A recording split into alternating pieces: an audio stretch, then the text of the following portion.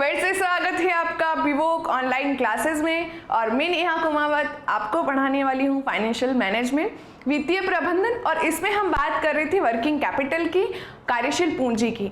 इसको कैलकुलेट करने के लिए हमने अलग अलग मेथड्स की बात करी थी। सबसे पहले थी इसके अंदर ऑपरेटिंग साइकिल मेथड और आज हम पढ़ने वाले हैं सेकेंड ट्रेडिशनल मेथड। तो क्या है ट्रेडिशनल मेथड? तो हम आज पढ़ रहे हैं working capital method second, working capital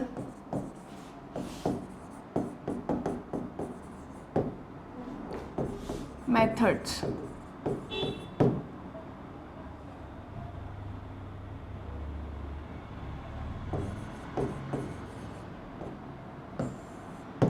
working capital methods हम क्यों पढ़ रहे हैं कि अगर कोई भी फर्म है, एक बिजनेस है, उसमें अगर हमें जानना है कि हमारी वर्किंग कैपिटल कितनी होनी चाहिए, रिक्वायरमेंट कितनी है। हर एक बिजनेस में अलग अलग वर्किंग कैपिटल हो सकती है। अगर छोटा बिजनेस है तो कम वर्किंग कैपिटल की ज़रूरत होती है। अगर वहीं हम बात करें बड़े लेवल पर कोई बिजनेस है तो उसमें वर्किंग कैपिटल की नीड ज़्यादा होती है। उसी तरह अगर कोई मैन्युफैक्चरिंग बिजनेस है तो वहाँ वर्किंग कैपिटल की नीड ज़्यादा होती है। अगर कोई बिजनेस ट्रेडिंग है या सर्विस प्रोवाइडर है तो वहाँ वर्किंग कैपिटल की नीड कम होती है। हमने बात करी थी।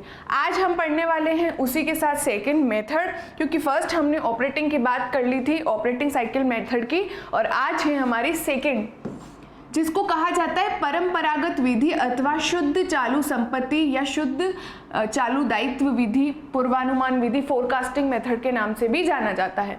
अब नाम से पता चल रहा है परंपरागत। सबसे पहले जब हम बात करें पुराने टाइम में तो वर्किंग कैपिटल को कैलकुलेट करने के लिए इसी मेथड को फॉलो किया जाता था।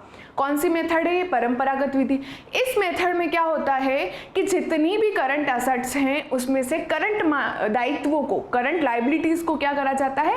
लेस कर दिया जाता है। जब हमने बिगनिंग में पढ़ा था ना शुद्ध कार्यशील पूंजी, उसमें भी current assets minus current liability कर रहे थे, बस वही है, उसी को नाम दे दिया शुद्ध चालू संपत्ति पूर्वानुमान विधि। बस इसमें क्या होता है, जितनी भी बिजनेस में होने वाले चालू संपत्तियां हैं और चालू दायित्व हैं उनका पूर्व में ही अनुमान लगा दिया जाता है कि इतना हमारा करंट एसेट्स होगी, इतनी हमारी करंट लाइबिलिटी होगी एक साल के अंदर। यानी पूर्व में ही क्या कर दी जाती है? पूर्वानुमान कर दिया जाता है, फोरकास्टिंग कर दी जाती है।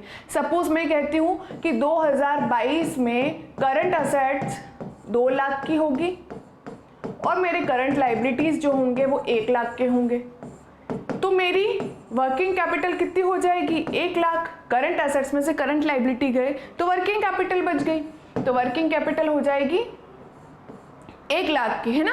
तो हम पहले से ही एस्टिमेट कर देते, पहले से ही फोरकास्टिंग कर देते हैं कि हमें हमारे बिजनेस में वर्किंग कैपिटल की नीड इतनी होगी according to current assets and current liability, right. तो ये ही, इसको ही, इस विधि को ही कहा जाता है शुद्ध चालू संपत्ति पूर्वानुमान विधि। यानी पूर्व में अनुमान लगा दिए जाते हैं कि इतनी चालू संपत्तियां होंगी और इतने चालू दायित्व होंगे, तो इसी को नाम दिया है परंपरागत विधि। इसको 2 तरह से कैलकुलेट करा जाता है। जब 2 तरह से कैलकुलेट किया जाता है तो अलग अलग फर्म कैसे कैसे इसको अपनाती है। तो फर्स्ट जब हम बात करते हैं व्यापारिक संस्था की स्थिति में कार्यशील पूंजी की गणना, जब हम बात करें व्यापारिक संस्था है तब क्या होगा, और जब सेकंड है निर्माणी, यानी जब व्यापारिक की बात कर रहे हैं, जो मैन्युफैक्चरिंग का काम नहीं कर रही है, ट्रेडिंग कंपनी है, ये ट्रेडिंग बिजनेस है, तो जब ट्रेडिंग बिजनेस है तो करंट एसेट्स, तो इस current assets minus current liability होगी। फॉर्मूला तो हमारा वही चलेगा कि जितनी भी करंट एसेट्स है वो एस्टिमेट कर दो, पूर्वानुमान लगा दो, उसमें से क्या करो? लेस कर दो जितनी भी आपकी करंट लाइबिलिटी है, तो जो आपकी आएगी नेट, वो आपकी वर्किंग कैपिटल कहलाएगी, कार्यशील पूंजी कहलाएगी, शुद्ध कार्यशील पूंजी, नेट वर्किंग कैपिटल कहलाएगी।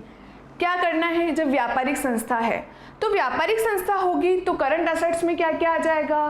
करंट एसेट्स में आएगा स्टॉक, डेटर, बिल्स रिसीवेबल और कैश और बैंक बैलेंस आएंगे। साथ ही करंट लाइबिलिटीज में क्या आएंगे? Creditors, bank overdrafts and short term जितनी भी लाइबिलिटीज है वो सारी आ जाएगी। तो जब बात कर रहे हैं हम व्यापारिक संस्था की, लेकिन जब हम बात करते हैं निर्माणी संस्था की तो निर्माणी संस्था में वर्किंग कैपिटल में क्या होता है, असेट्स में जो अपना स्टॉक होता है उसको, इन्वेंट्री को भी 3 भागों में बांटा होता है। सबसे पहले रॉ मटेरियल, फिर फिनिश गुड और वर्क इन प्रोग्रेस। ये सारे क्या होते हैं, जब हम बात करते हैं इन्वेंट्री की, जब हम बात करते हैं इन्वेंट्री की, तो सबसे पहले होता है रॉ मटेरियल, कच्चा माल, then work in progress, then finish good,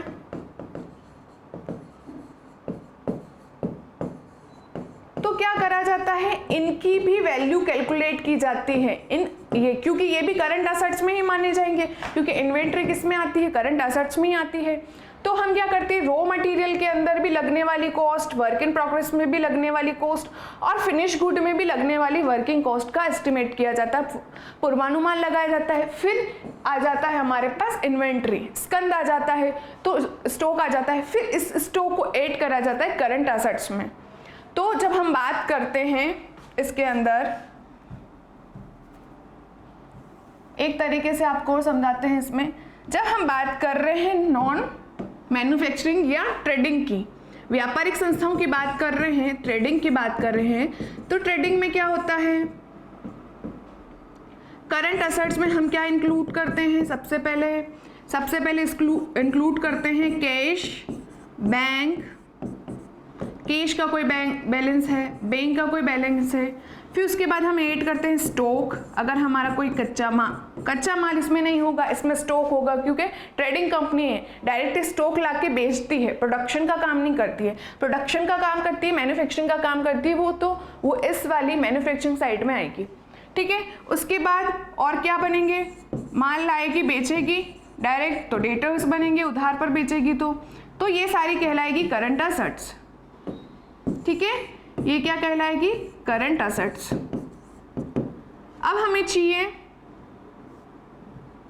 ये हो गई करंट असेट्स। अब इसमें से हम क्या लेस करेंगे करंट लायबिलिटीज, ठीक है। क्या करेंगे, लेस करंट लायबिलिटीज। तो करंट लायबिलिटीज में हमारे क्या आएंगे, एक BR भी आता है इसमें ही, असेट्स में ही, करंट असेट्स में ही। अब करंट लायबिलिटी में आता है सबसे पहले क्रेडिटर, अगर क्रेडिटर है वो, अगर बिल्स पेबल्स हैं, उधार माल खरीद कर लेकर आए हैं, वो बिल एक्सेप्ट कराए कि हम विद इन टाइम आपको दे देंगे या विद इन 1 ईयर हम आपको दे देंगे, तो वो बिल पेबल, वो भी आपकी लायबिलिटी हो गई। फिर लोन हो गया, शॉर्ट टर्म लोन हो गया है, अल्प अवधि लोन हो गए, शॉर्ट टर्म लोन, ये शॉर्ट टर्म लोन्स आ गए, राइट। उसके बाद बैंक ओवरड्राफ्ट हो गया, बैंक ओडी, वो भी हमारी लायबिलिटी होती है, बिकॉज अगर आपने जमा से अधिक पैसा निकाला है बैंक में तो आपको पे तो करना ही पड़ेगा, आपकी लायबिलिटी है। तो कौन सी लायबिलिटी है, करंट लायबिलिटी। जब हम इस करंट लायबिलिटी की टोटल कर देंगे और इस टोटल को लेस कर देंगे करंट असेट्स में से, तो हमें मिलेगी हमारी नेट वर्किंग कैपिटल। क्या मिलेगी हमें, नेट वर्किंग कैपिटल। कैसे फाइंड करी, करंट असेट्स में से लेस करी करंट लायबिलिटी, तो हमें आ गई। तो जब हम बात करते हैं ट्रेडिंग कंपनी की, तो current assets minus current liability करके हम नेट वर्किंग कैपिटल कर सकते हैं, और यही हमारी ट्रेडिशनल मेथड है, ठीक है। अब जब बात आती है कि मैन्युफैक्चरिंग कंपनी है, मैन्युफैक्चरिंग का प्रोडक्शन का काम करती है, तो उसमें कैसे कैलकुलेट की जाती है। उसमें क्या होता है, जैसे कि यहाँ हमने स्टॉक को लिख दिया ना, इसमें स्टॉक को ही क्या कर दिया जाता है, क्लासीफाई कर दिया जाता है। रॉ मटेरियल का अलग कॉस्ट, वर्क इन प्रोग्रेस का अलग कॉस्ट और फिनिश गुड का अलग स्टॉक करके फिर करंट असेट्स कैलकुलेट की जाती है, देन लेस कर दी जाती है करंट लायबिलिटी। तो हमें क्या प्राप्त हो जाएगी, नेट वर्किंग कैपिटल। तो हम देख लेते हैं कि जब प्रोडक्शन कंपनी होती है या मैन्युफैक्चरर फैक्ट्रीज होती हैं तो उनको कैसे कैलकुलेट किया जाता है। तो वो इस प्रकार होता है। निर्माणी संस्था की स्थिति में जब मैन्युफैक्चर की बात करते हैं तो उस दशा में क्या होता है,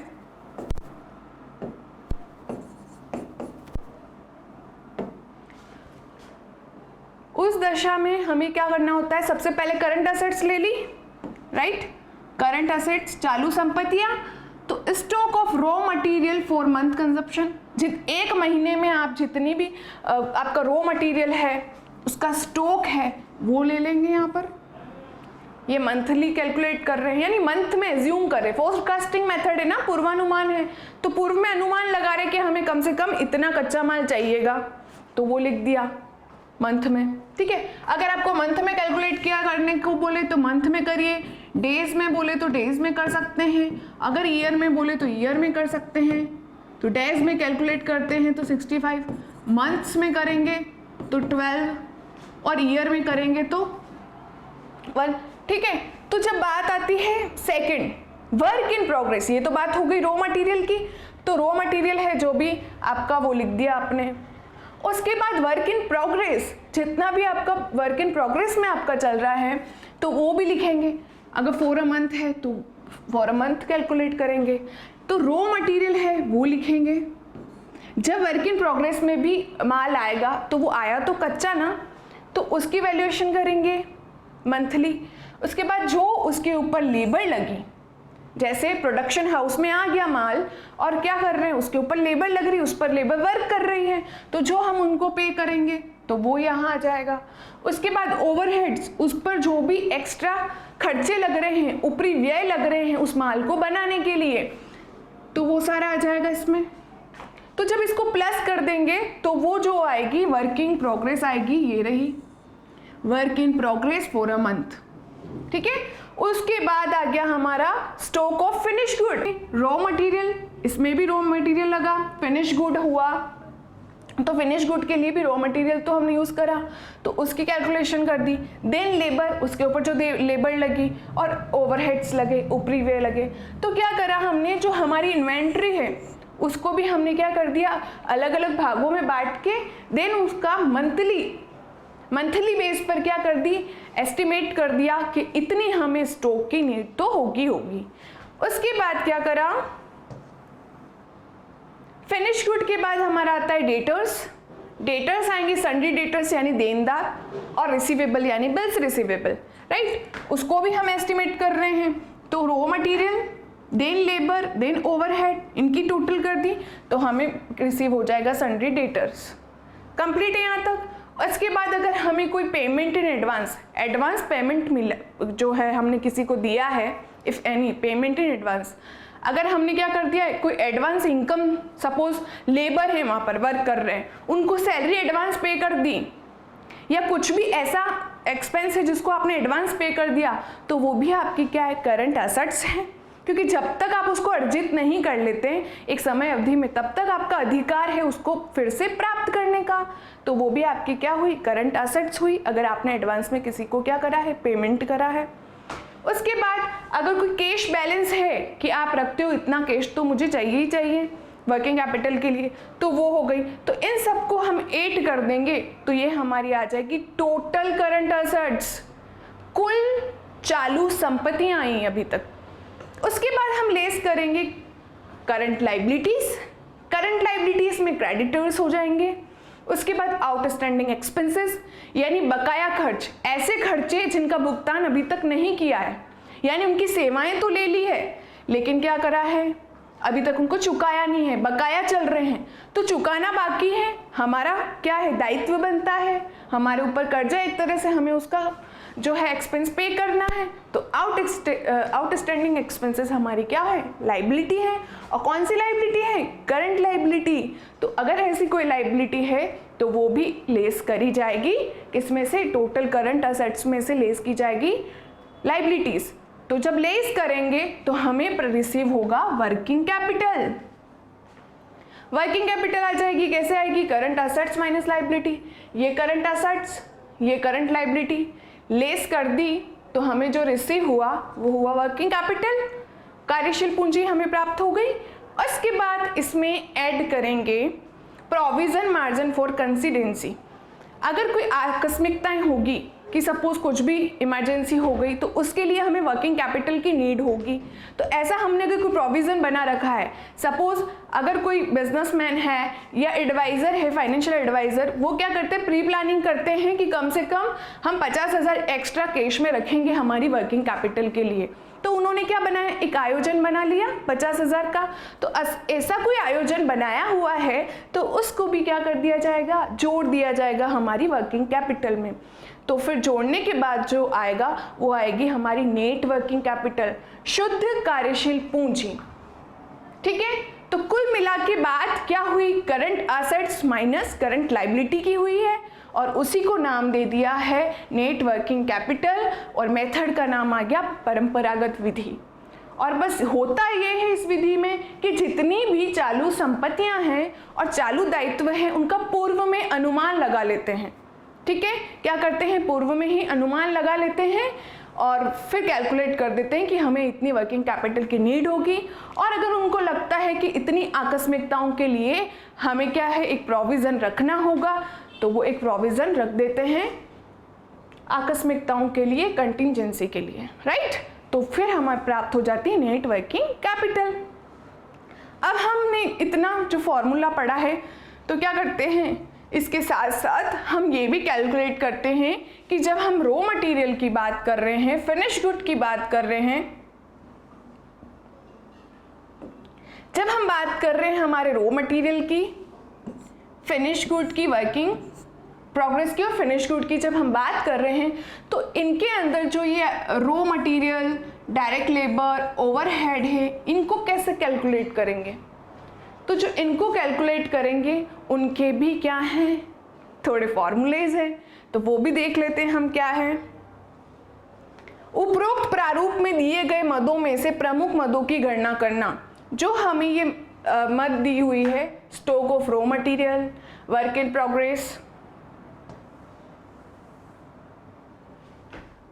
प्रोग्रेस, फिनिश गुड और डेटर्स, इनकी भी कैलकुलेशन होगी अकॉर्डिंग टू फॉर्मूला। तो वो भी देख लेते हैं। तो सबसे पहले हम बात कर रहे हैं इन्वेंट्रीज ऑफ रॉ मटेरियल की। किसकी बात हो रही है, सबसे पहले इन्वेंट्रीज ऑफ रॉ मटेरियल की। सबसे पहले जो हमने कच्चे माल की बात करी तो उसको कैसे कैलकुलेट किए जाएंगे, उसका एस्टिमेशन कैसे करेंगे, उसका पूर्वानुमान कैसे लगाएंगे। क्योंकि जब हम बात कर रहे हैं पूर्वानुमान विधि की तो हमें चालू संपत्ति और चालू दायित्वों का पूर्वानुमान करना होगा। पूर्वानुमान करने के लिए फॉर्मूला दिए हैं कि अगर कच्चा माल है, इन्वेंट्री है और कच्चे माल का आप कैसे कैलकुलेट करेंगे कि कितनी नीड होगी।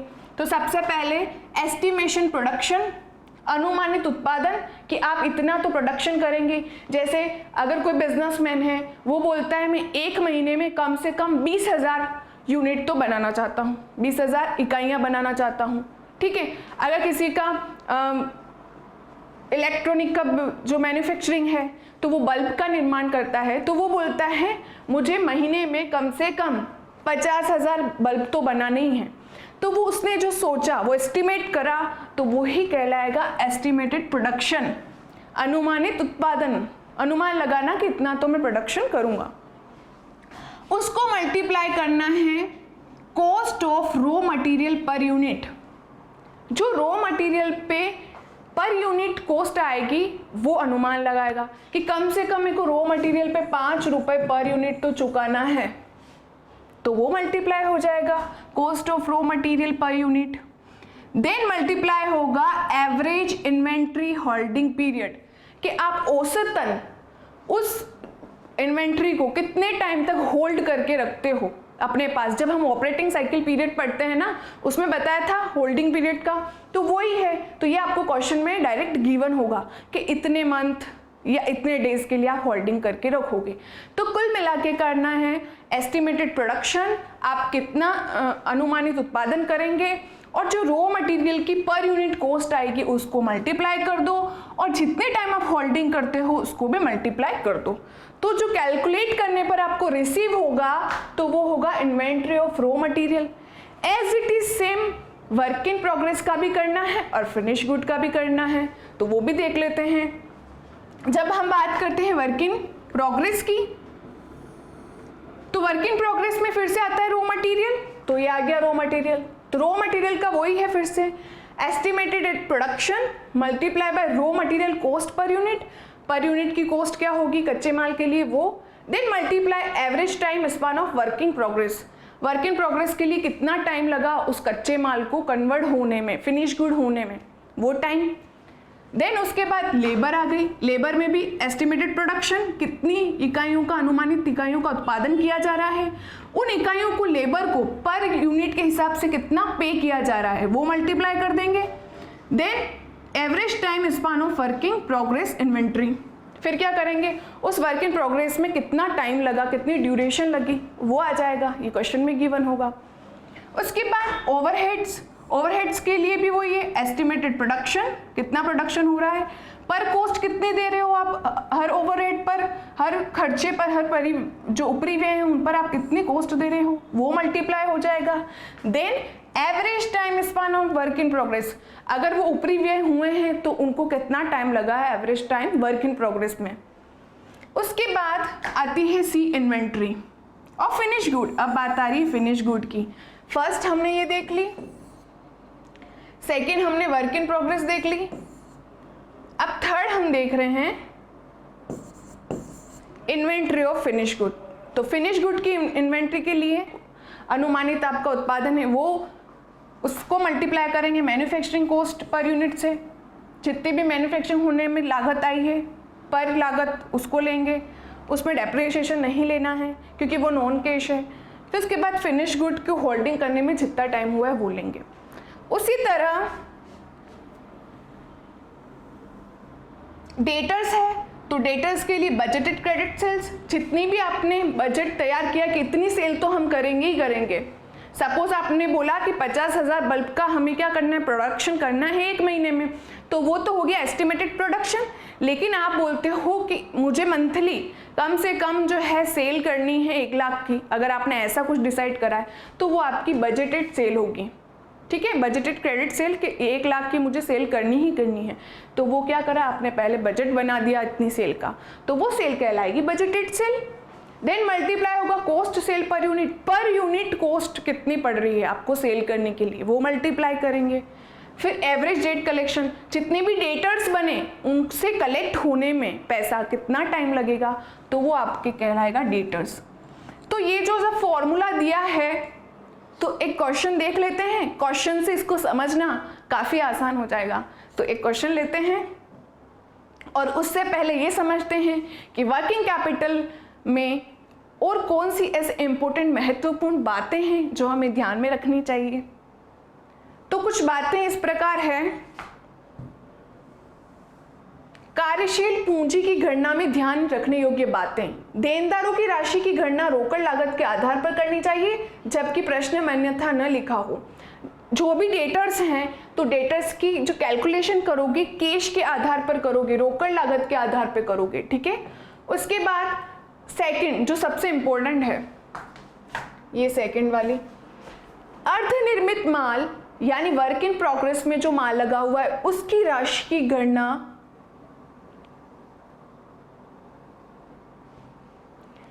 अर्धनिर्मित माल की राशि की गणना इसमें निहित सामग्री, श्रम, उपरिव्यय संबंधी पूर्णता की मात्रा पर निर्भर करती है।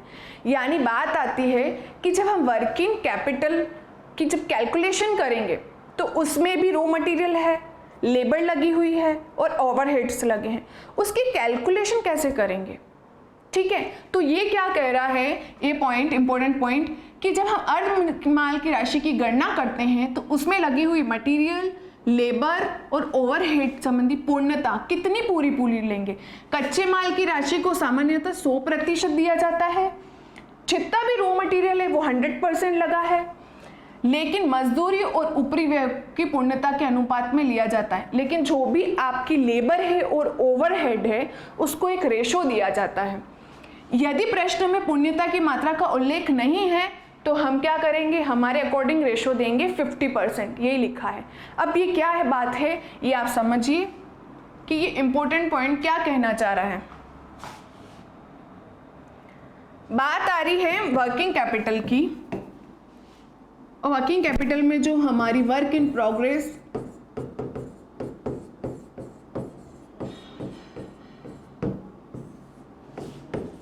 WIP अर्थ निर्मित माल की कैलकुलेशन की जब बात आ रही है तो बात यह आ रही है कि जब इसमें आप रॉ मटेरियल लेते हो, ठीक है, फिर लेते हैं लेबर, आप श्रम ले रहे हो, देन ओवरहेड। इसकी जब आप कैलकुलेशन कर देते हो और जोड़ देते हो तो वो आपकी आ जाती है वर्क इन प्रोग्रेस की अमाउंट, राइट। लेकिन बात यहाँ आ रही है कि जब ये रॉ मटेरियल है ये तो 100% होता है, ठीक है। अब ये कैसा है, सपोज आपका प्रोडक्शन मैन्युफैक्चरिंग का है, चेयर्स बनाने का बिजनेस है, तो जब कच्चा माल आया, जब लकड़ियाँ आई आपके बिजनेस में चेयर्स बनाने के लिए, ये बिजनेस में आ गई, तो ये चेयर्स पड़ी हुई है, चेयर्स बन रही है, तो पूरा माल यूज होगा, ठीक है। जब हम इसको चेयर्स बनाएंगे तो रॉ मटेरियल का तो यूज हो जाएगा, तो हम उसको परसेंट दे देंगे 100%। लेकिन क्या जो इस पर लेबर लगी है और ओवरहेड लगे हैं वो पूरे 100% लगे हैं? ये इंपॉर्टेंट बात ये कह रही है कि इसको हम मान लेंगे कि लेबर भी 50% लगा है और ओवरहेड भी, ऊपरी व्यय भी 50% लगे हैं, ठीक है। क्यों? क्योंकि वर्क इन प्रोग्रेस में अभी तक लेबर ने आधा काम किया होगा और ओवरहेड भी आधे लगे होंगे। जब फिनिश गुड की बात आएगी तब हम कंप्लीट लेंगे, यानी इसको 100 लेंगे, इनको 100 लेंगे, 100% लेंगे। लेकिन जब वर्क इन प्रोग्रेस की बात आती है तो हम ये मानते हैं कि वर्क इन प्रोग्रेस में रॉ मटेरियल तो पूरा ले लिया है और उस पर काम जो है, लेबर जो हुई है वो 50% और ओवरहेड भी हुए 50%। ये हमें इंपॉर्टेंट बात याद रखनी है जब वर्किंग कैपिटल कैलकुलेट करते हैं और उसमें वर्क इन प्रोग्रेस का टर्म आता है तब। तो हमें क्वेश्चन ही देख लेते हैं जब हम क्वेश्चन की बात कर रहे हैं।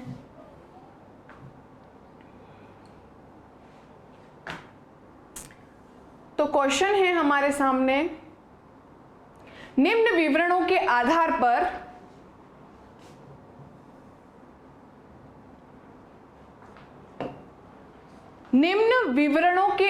पर प्रतिवर्ष 12,000 इकाइयों के उत्पादन स्तर की वित्तीय आवश्यकताओं के लिए कार्यशील पूंजी की विवरण बनाई है। हमें वर्किंग कैपिटल बनाना है, जो जितना भी रिक्वायरमेंट है। तो क्वेश्चन हमें क्या दिया है, for the following particular prepare a statement showing working capital needed to finance a level of activity of 12,000 unit of output per annum.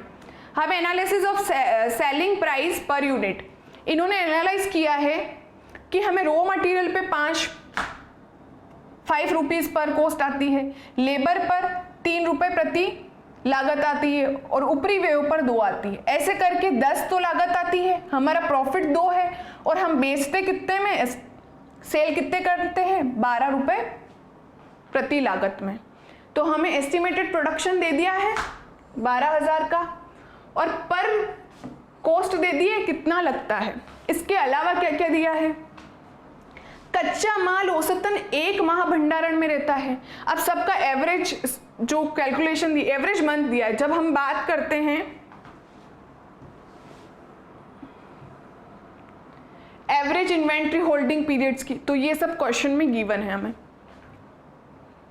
कितना दिया है, कच्चा माल औसतन 1 माह भंडारण में रहता है, उसके बाद सामग्री औसतन 2, तो रॉ मटेरियल की होल्डिंग टाइम दे रखा है हमें, तो हम लिख देंगे रॉ मटेरियल का कितना टाइम दिया हुआ है हमें, 1 मंथ। उसके बाद औसतन सामग्री औसतन 2 माह उत्पादन प्रक्रिया में रहती है, यानी वर्क इन प्रोग्रेस में रहती है, कितना, 2 मंथ्स।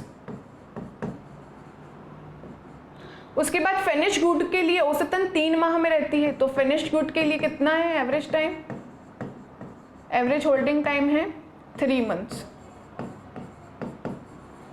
देन डेटर से कलेक्शन कितने टाइम में होता है, 4 माह में।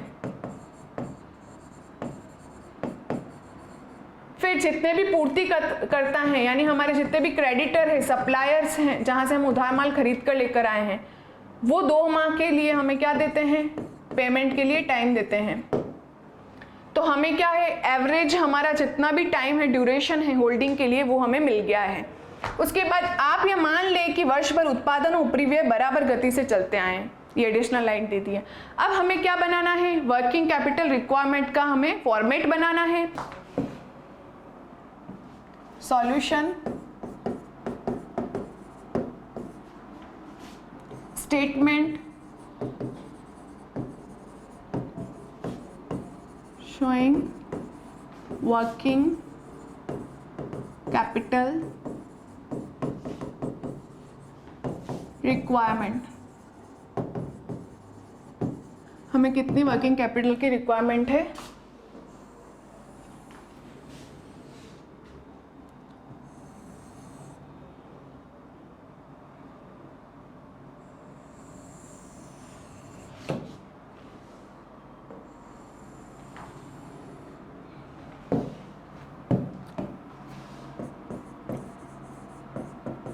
पर्टिकुलर और जो भी हमारी अमाउंट है वो। तो सबसे पहले जो हमारा इन्वेंट्री है उसका रॉ मटेरियल, स्टॉक फर्स्ट। सबसे पहले हम कैलकुलेट करें current assets. Current assets calculate कर रहे हैं ना, तो वही लिख देते हैं सबसे पहले, जिसमें हमें क्या क्या आता है वो पता है करंट असेट्स में। तो ये आ गई हमारी करंट असेट्स। करंट असेट्स में सबसे पहले stock, stock of raw material calculate करना है, stock of raw material calculate करना। अब हम आते हैं हमारे फॉर्मूले पर। Inventory of raw material, stock of raw material एक ही बात है। Estimated production multiply by cost of raw material per unit multiply by average inventory holding periods. तो हम अपना फॉर्मूला लिख देंगे।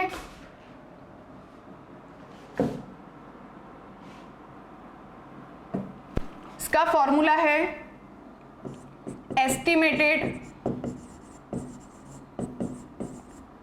प्रोडक्शन, अनुमानित उत्पादन, cost of per unit,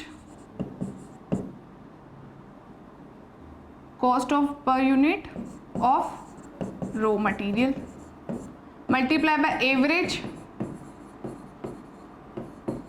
holding period. अब हमारे क्वेश्चन पर आते हैं हम। क्वेश्चन में एस्टिमेटेड प्रोडक्शन कितना है, तो ये हमारा क्वेश्चन, और एस्टिमेटेड कितना कर रहे हैं 12,000 इकाइयां, तो यहां आ जाएगा 12,000। Then multiply cost of per unit of raw material कितनी दे रखी है,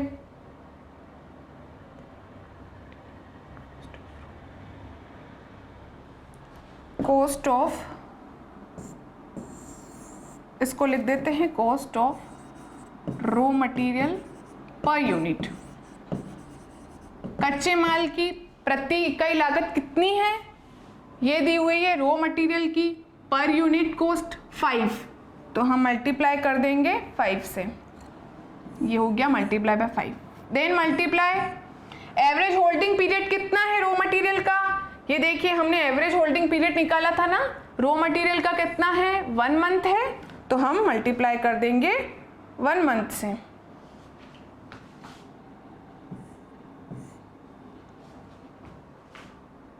वन मंथ मतलब 1 डिवाइडेड बाय 12, एक महीने में, ठीक है। तो हम अब जिसको अब सॉल्व करेंगे तो हमें 12 से 12 1 टाइम और 1000 multiply by 5 is equal to 5000, ठीक है। तो हम यहाँ लिख देंगे 5000, बाहर ही लिख देते हैं, ये लिख दिया 5000, ठीक है। तो हमें क्या प्राप्त हो गया, स्टॉक ऑफ रॉ मटेरियल। उसी के साथ सेकंड आता है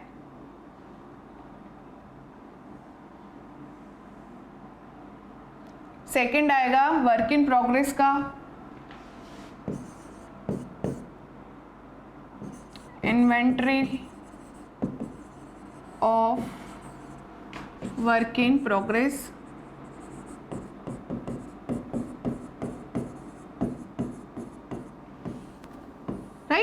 अब इसमें क्या है, सबसे पहले आएगा रॉ मटेरियल के लिए, आएगा, इसका भी यही फॉर्मूला है, एस्टिमेटेड प्रोडक्शन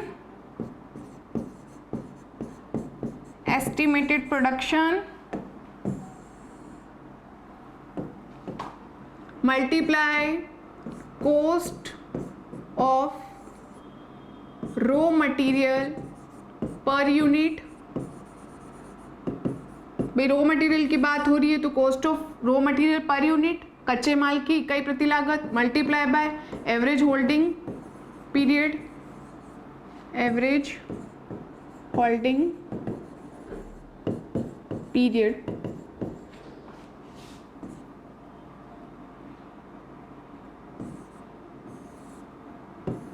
तो हम क्वेश्चन में देखते हैं हमें क्या क्या गिवन है।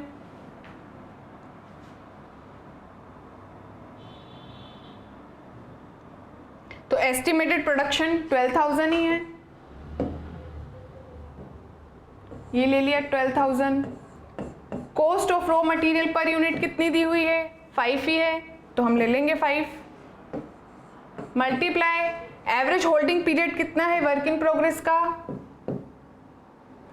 प्रोग्रेस का, एवरेज होल्डिंग पीरियड है 2 मंथ्स। कितना है, 2 मंथ्स। तो ये average holding period of WIP work in progress का, राइट। तो ये कितना है हमारे पास, 2 मंथ्स। 2 डिवाइडेड बाई 12, जब इसको सॉल्व करेंगे तो 1 टाइम 5,000 और 5,000 मल्टीप्लाई बाई 2 10,000, ये आ गया हमारा 10,000। कंप्लीट है। ये क्या आया अभी तक, रॉ मटेरियल जो है ना उसकी कॉस्ट आ गई, एस्टिमेटेड कॉस्ट। ये 10,000 यही लिख देते हैं, ठीक है।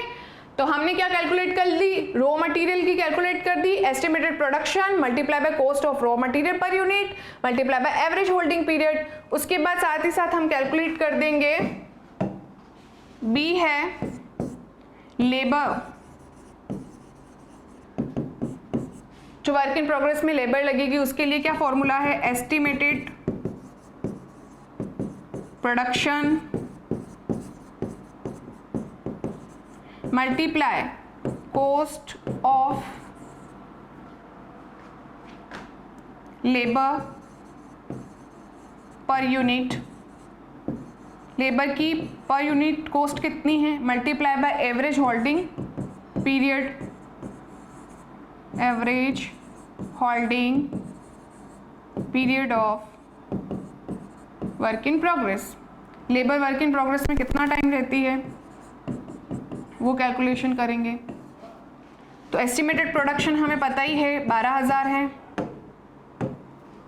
उसके बाद लेबर को प्रति इकाई लागत कितना देते हैं, लेबर को देते हैं प्रति 3 रुपए के हिसाब से पैसा, तो मल्टीप्लाई बाय कर देंगे 3, पर यूनिट 3 है। देन एवरेज होल्डिंग पीरियड कितना है, 2 मंथ्स ही है, तो 2 मंथ्स ले लेंगे, ठीक है। मैंने आपको बताया था वर्क इन प्रोग्रेस में जो रॉ मटेरियल होता है वो तो 100% ले लिया जाता है। जब हमने कार्यशील पूंजी की महत्वपूर्ण तत्वों की बात करी तो उसमें हमने बात करी थी जो कच्चा माल है वो तो 100% ले लिया जाता है, लेकिन लेबर और ओवरहेड को 50% ही लिया जाता है। तो हम क्या करेंगे, इसको 50% ही लेंगे, यानी आधा ही लेंगे, ठीक है। तो जब हमने इतना सॉल्व करा तो हमें मिला 1, तो 3,000 मल्टीप्लाई बाय 2 6,000 का 50 कर देंगे यानी 3,000, तो 3,000 आ जाएगा हमारा लेबर की कॉस्ट कितनी लगी वर्क इन प्रोग्रेस में, 3,000 की। क्यों लगी 3,000 की, क्योंकि जो हमारा एस्टिमेटेड प्रोडक्शन था वो 12,000 था और हर लेबर को प्रति इकाई के तौर पर 3 रुपए दे रहे थे, और 2 महीने का उनका एवरेज होल्डिंग था। तो जब हमने इसको सॉल्व करा तो हमारे पास आया 6000। लेकिन हमने बात करी कार्यशील पूंजी के महत्वपूर्ण तत्वों की, तो उसमें बताया था कि रॉ मटेरियल तो आपको 100% लेना है, लेकिन जो लेबर और ओवरहेड होंगे उनको 50% ही लेना है। तो हमने जब इसका 50% करा तो 3000 ही आया। और ये महत्वपूर्ण बात जस्ट अभी की गई है। तो देखिए, अर्धनिर्मित माल के स्टॉक के मूल्यांकन, अर्धनिर्मित माल की राशि की गणना इसमें निहित सामग्री, श्रम और उपरिव्यय के आधार पर पूर्णता पर की जाएगी। कच्चे माल, किसकी बात हो रही है? कच्चे माल की राशि को पूर्ण 100% दिया जाएगा, लेकिन मजदूरी और उपरिव्यय को उसका अनुपात दिया है तो लेंगे, अन्यथा 50% लिया जाएगा।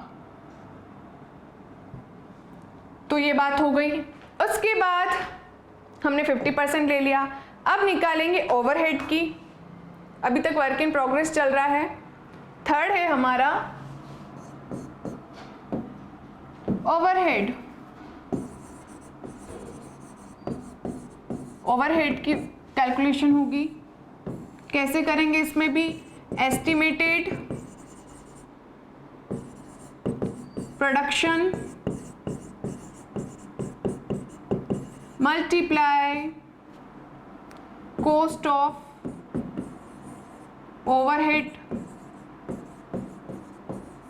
Per unit.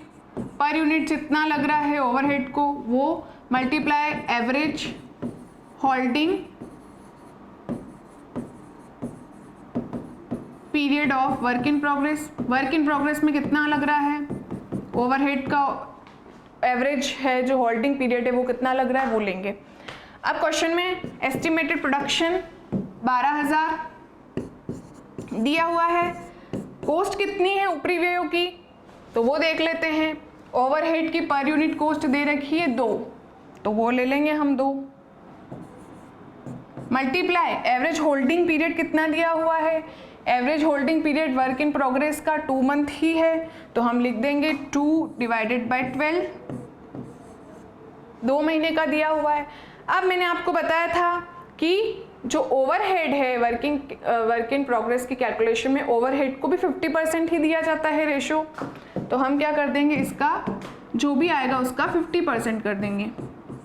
तो जब हम इसको सॉल्व करेंगे 2000 4000 और 4000 का 50% आ गया 2000। ठीक है, जब हमने इसको सॉल्व करा तो हमें रिसीव हुआ 2000 रुपये। तो वर्क इन प्रोग्रेस में टोटल अमाउंट कितनी लगी? ये आ गया हमारा वर्क इन प्रोग्रेस, ये रहा।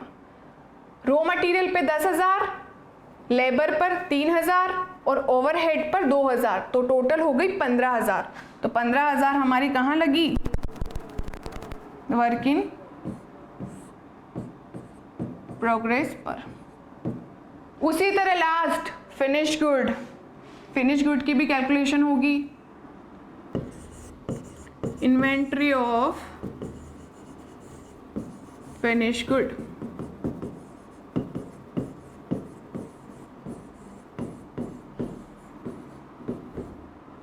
तो फिनिश गुड में भी फर्स्ट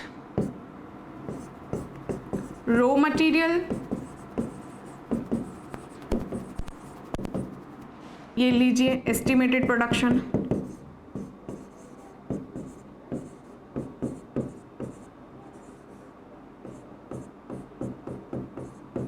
मल्टीप्लाई कॉस्ट ऑफ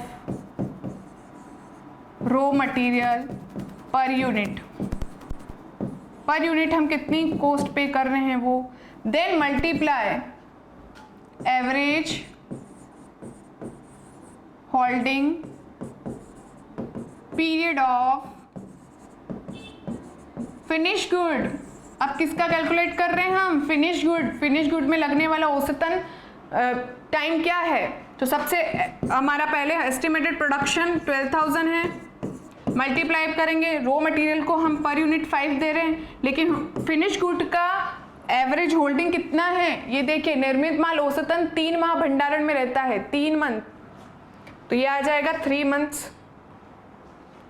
3/12 तो जब हम इसको सॉल्व करेंगे तो 1 5 5 3 ज़ा 15, तो 15,000 आ जाएगा।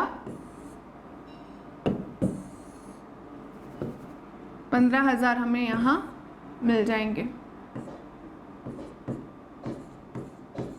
ठीक है, उसके बाद लेबर का फिनिश गुड में कितना रहा कॉस्ट वो कैलकुलेट करेंगे। तो इसमें भी estimated production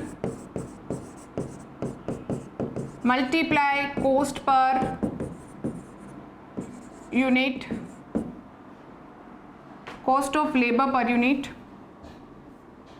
cost of labour per unit, labour को कितना पे करा, साथ ही साथ फिनिश गुड की, तो एवरेज होल्डिंग पीरियड किसका आएगा, average holding period finish good का। राइट, अब हम देखेंगे एवरेज कितना दिया, एस्टिमेटेड प्रोडक्शन कितना दिया है 12,000, लेबर को हम कितना पे कर रहे हैं 3, ये देखिए 3 पर यूनिट 3 पे कर रहे हैं, और होल्डिंग कितनी है हमारी फिनिश गुड की 3 मंथ्स, तो वो हम ले लेंगे 3 मंथ्स। अब फिनिश गुड में तो लेबर पूरी लगी होगी, तो इसका कोई 50-50% नहीं करना, सिर्फ वर्क इन प्रोग्रेस में हमें ध्यान रखना है, तो 3 मंथ्स ले लेंगे। अब इसको सॉल्व करेंगे तो 3000 मल्टीप्लाई बाई 3 9000, तो ये हो गया हमारा 9000। उसके बाद इसी की तरह ओवरहेड भी कैलकुलेट होंगे फिनिश गुड के। फिनिश गुड का ओवरहेड सी है, ओवरहेड किसका है, फिनिश गुड का है, लिख दीजिए फिनिश गुड। उसके बाद क्या आएगा इसमें, estimated production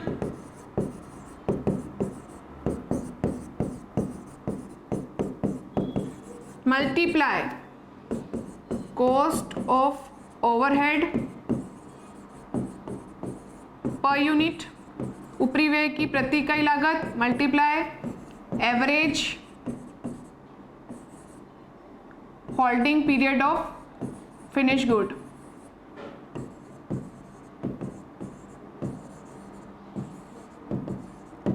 finished good.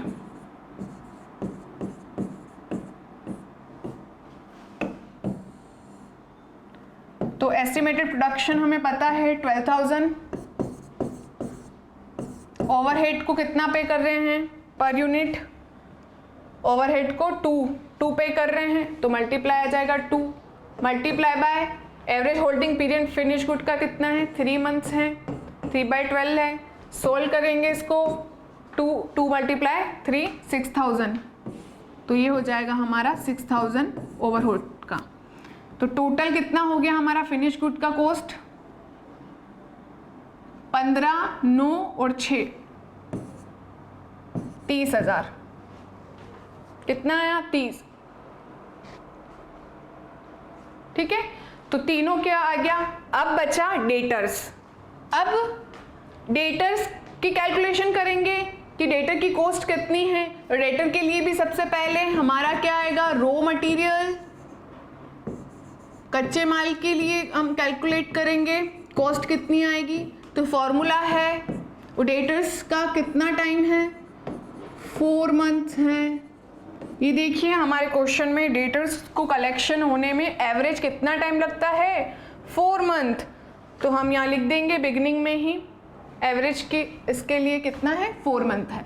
Then raw material कच्चे माल के लिए फिर से वही हमारा formula, estimated production, estimated production multiply by cost of per unit, cost of raw material per unit, then multiply average holding period of, किसका लेंगे डेटर्स का, ठीक है, डेटर्स का एवरेज जितना भी होल्डिंग पीरियड लग रहा है वो रॉ मटेरियल में, राइट। तो हमारा एस्टिमेटेड प्रोडक्शन 12,000 इकाइयाँ हैं। उसके बाद कॉस्ट ऑफ रॉ मटेरियल कितना लग रहा है, 5 रुपीज़ पर कॉस्ट आती है। ये देखिए रॉ मटेरियल में ये 5, तो हम ले लेंगे हमारे फॉर्मूले में 5। देन कलेक्शन, डेटर्स से जो कलेक्शन हो रहा है उसका एवरेज कितना है, 4 मंथ है, तो हम ले लेंगे 4/12, ठीक है। तो ये हमारा आ जाएगा रॉ मटेरियल पर जितना भी हमने एस्टिमेटेड करा है अकॉर्डिंग टू डेटर्स, राइट। तो जब इसको हम सॉल्व करेंगे तो आ जाएगा 1000, 5000, 5000 बाय 5 मल्टीप्लाई बाय 4, 20,000। तो ये कितना आ गया, 20,000। उसी तरह डेटर्स के लिए रॉ मटेरियल का लिया गया, तो दूसरा लिया जाएगा लेबर पर, तो लेबर पर भी निकाल लेंगे according to 4 months of average holding of debtors. इसका फॉर्मूला हमारा हो जाएगा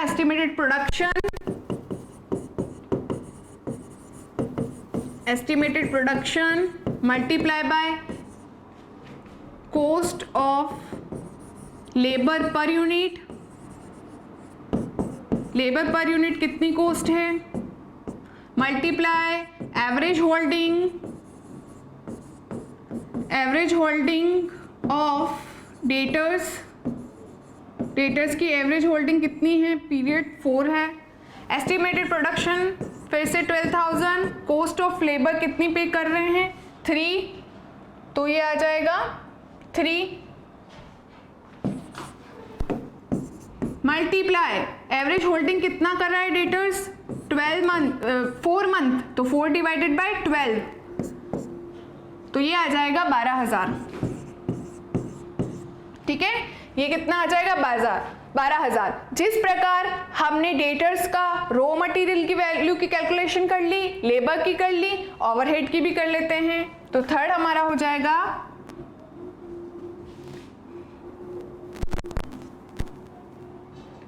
थर्ड है हमारा ओवरहेड की कैलकुलेशन, ऊपरी व्यय की, कि भाई जो हमारे ऊपरी व्यय हुए हैं वो देनदारों पर कितनी लागत आई है उनकी। तो ओवरहेड्स में फिर से वही formula, estimated production multiply by cost per unit of overhead, right, multiply average holding period of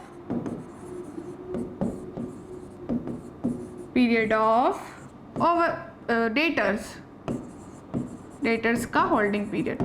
then estimated units 12,000, cost of per unit overhead 3 और average holding period of debtors कितना है ये। अब कॉस्ट ऑफ ओवरहेड कितनी है, 3 है या कितनी है, 2 है। ओवरहेड की लागत कितनी है, 2 है, तो हम 2 लिख देंगे। अब सॉल्व करेंगे, 1 4 2 8, 8,000, 8,000। तो हमारी टोटल डेटर्स की कितनी एस्टिमेटेड आई, कॉस्ट 20, 12 और 8 कितनी आई, 40।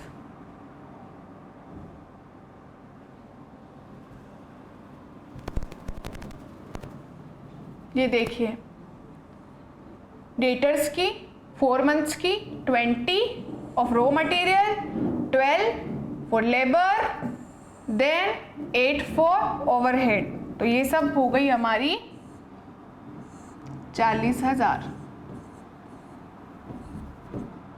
ठीक है। तो हमारी अभी तक सबसे beginning stock of raw material, then work in progress, then finish good और हमारी डेटर, इन सब की अब हम टोटल करेंगे। तो वो हमारी हो जाएगी, क्या हो जाएगी हमारी टोटल हमारी कहलाएगी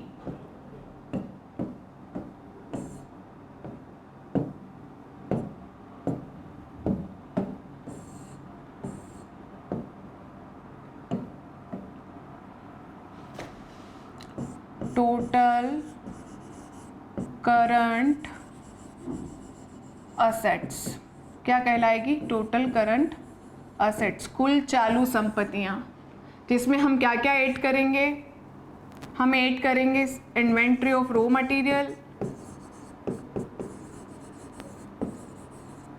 material plus work in progress,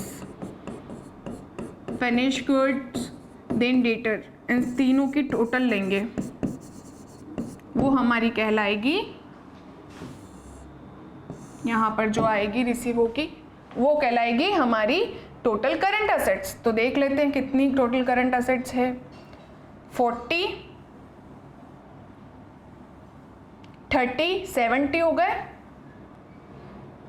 70 और 15 कितने हो गए? 85, 85 और 5 हो गए 90, तो टोटल कितनी हो गई हमारी? 90। तो करंट असेट्स कितनी आ गई? 90,000।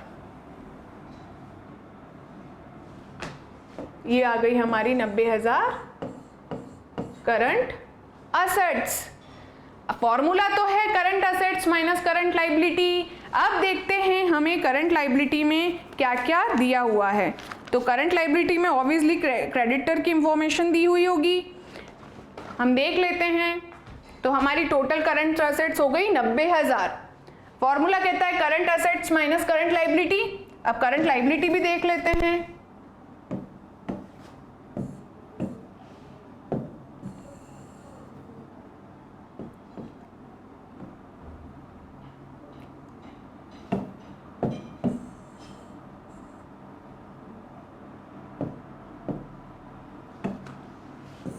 करंट लाइबिलिटीज देख लेते हैं। करंट लाइबिलिटी, करंट लाइबिलिटी में क्रेडिटर्स की कोई इंफॉर्मेशन दी है क्या? सप्लायर्स 2 माह की साख दी जाती है। कितने माह की साख दी जाती है? 2 माह की। तो हम इसकी भी निकाल देते हैं, कैलकुलेशन कॉस्ट कर देते हैं। तो ये हमारा हो जाएगा क्रेडिटर्स के लिए। तो एस्टिमेटेड प्रोडक्शन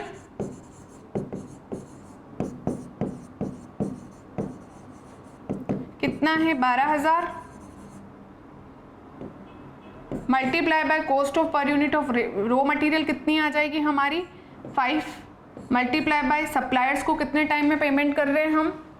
सप्लायर्स को पेमेंट कर रहे हैं हम क्रेडिटर्स को 2 मंथ्स में, 2 मंथ्स कर लेंगे। अभी इसको 2 लिख देते हैं।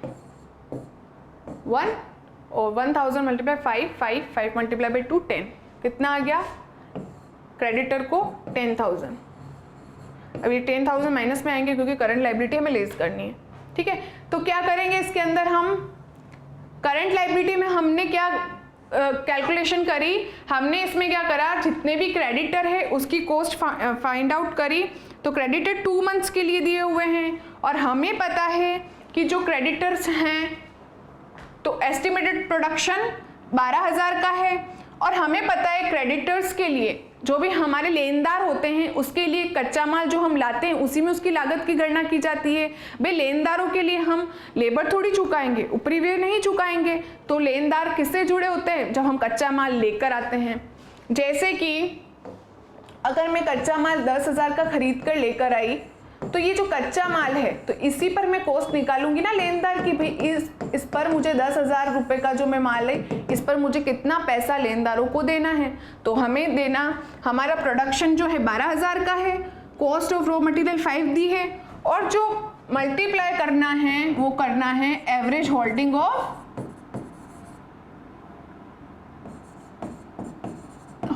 पीरियड ऑफ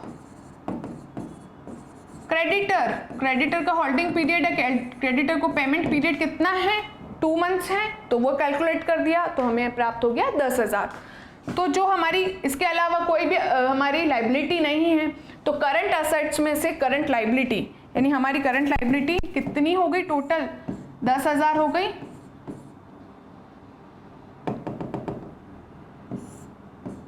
टोटल कितनी हो गई? 10,000 हो गई, जो कि हमें लेस करनी है। तो हम जब लेस करेंगे तो हमें क्या रिसीव हो जाएगा, हमें रिसीव हो जाएगा हमारी वर्किंग कैपिटल। तो वर्किंग कैपिटल कितनी आ जाएगी, नेट वर्किंग कैपिटल। कोई भी आकस्मिकताओं के लिए आयोजन बनाना ही नहीं है, तो नेट वर्किंग कैपिटल हमारी हो जाएगी current assets minus current liability. तो करंट एसेट्स कितनी है 90,000 माइनस करंट लायबिलिटी कितनी है 10,000। तो हमें जितने प्राप्त होंगे, कितने प्राप्त होंगे, हमें प्राप्त होंगे 80,000। तो 80,000 ही हमारी क्या हो जाएगी, वर्किंग कैपिटल। क्या हो जाएगी, 80,000 हमारी वर्किंग कैपिटल। तो हमने वर्किंग कैपिटल फाइंड आउट कर दी। कैसे करी, जितना भी हमारी करंट एसेट्स है उसकी टोटल कर दी, माइनस कर दी करंट लायबिलिटीज से। तो ये मैन्युफैक्चरिंग कंपनी है जिसमें रॉ मटेरियल की कैलकुलेशन अलग हुई। ये देखिए रॉ मटेरियल की कैलकुलेशन अलग हुई।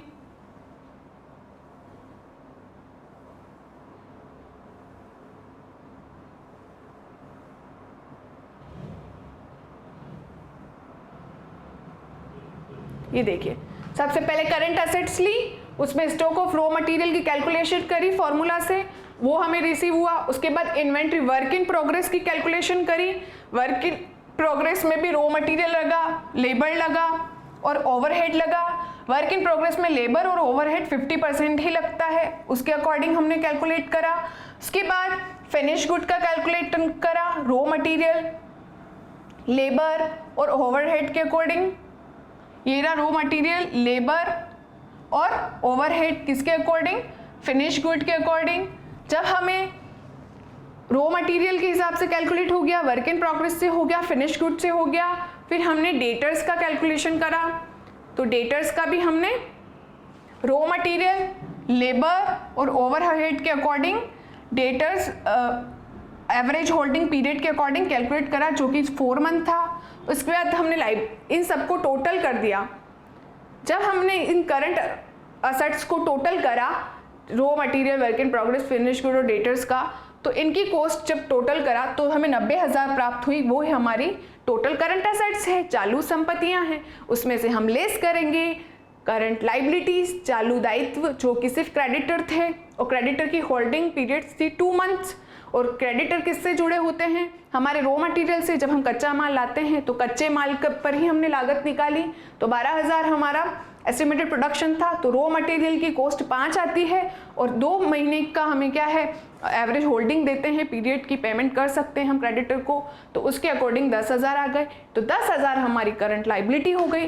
तो हमने करंट एसेट्स में से करंट लायबिलिटी लेस कर दी, जो कि 10,000 हमारी लायबिलिटी थी। और जब हमने लेस करा तो हमें नेट वर्किंग कैपिटल, शुद्ध कार्यशील पूंजी मिल गई 80,000 रुपये। तो कुल मिला के बात हुई current assets minus current liability. तो यही हमारी मेथड होती है ट्रेडिशनल मेथड, जिसमें हम एस्टिमेट करते हैं, अनुमान लगाते हैं कि चालू संपत्तियां क्या होंगी, चालू दायित्व क्या होते हैं, और उनके आधार पर, उनकी फोरकास्टिंग के आधार पर जब हम पूर्वानुमान लगाते हैं तो हमें प्राप्त हो जाती है शुद्ध कार्यशील पूंजी। ठीक है, तो ये हमारी हुई ट्रेडिशनल मेथड। तो आज की क्लास यहीं समाप्त करते हैं, मिलते हैं नेक्स्ट क्लास में नई मेथड के साथ। तब तक के लिए धन्यवाद।